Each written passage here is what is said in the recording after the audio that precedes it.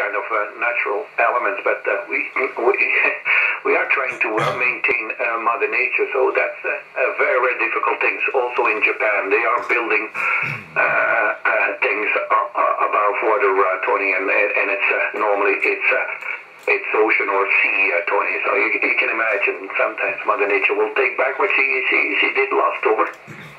Absolutely. I think in England and in many places in Europe we're protected from such things. Because poor old Spain had an earthquake a few weeks ago now. But where I live, in the county of Devon, it's all very peaceful and all very nice, and we don't really get any problems here, to be honest. I live to the southeast of the National Park of Dartmoor, which protects us from the worst of the winter weather. Having said that, mind you, we did have -11 here this Christmas just gone, which is extremely cold. That's the coldest I've ever known it in my life. -11, we had about half a metre of snow, and as I'm sure you know, we've only had to have one snowflake in England, and the whole country grinds to a standstill.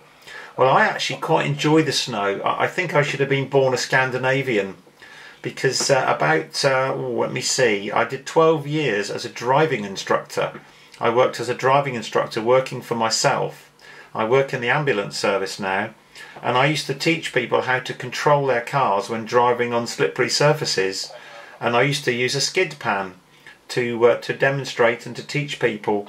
So now when we get ice and snow, I'm loving it. I get out there in our older car. We have two cars. We take the older one out, which is our little runabout we use for doing jobs and collecting things from the DIY store, and it's not a very clean car anymore, but it's such fun to drive on the ice and the snow. So this last Christmas we were sliding about all over the place and thoroughly enjoying ourselves. Gene, go ahead. Yeah, Roger, Tony. Tony, you really have to have Viking blood in your veins, over. I think you could be right there, but having said that, I was on holiday in France last year and it was 30 degrees, and I was loving that too, Gene. Go ahead.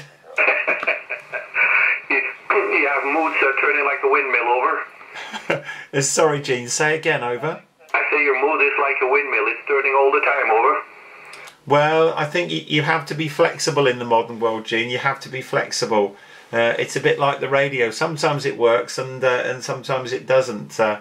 But no, my wife says I have too many interests and too many hobbies. I have a small radio-controlled helicopter. I have my amateur radio. I have my photography.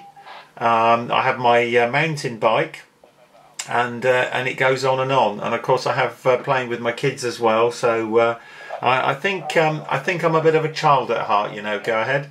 Yeah, Roger, Tony. Mike 6 Alpha India Victor, Ocean Radio 4, uniform. And you did forget number 1, your wife, over. Oh my goodness me! It's a good job she hasn't got an amateur license. She'd have picked me up on that. No, you're absolutely right. Wife is number 1. She is the boss. I'm just looking at your picture actually on QRZ, John. Where are you from originally? I know your roots are not in Europe. Where is your home country, over? My roots are coming from China, Tony, but I'm a mix. So in China, I'm not welcome, and in fact, I'm Flemish, Tony. I feel raised and born here, Tony. I don't have a lot of affiliation with my home country, over.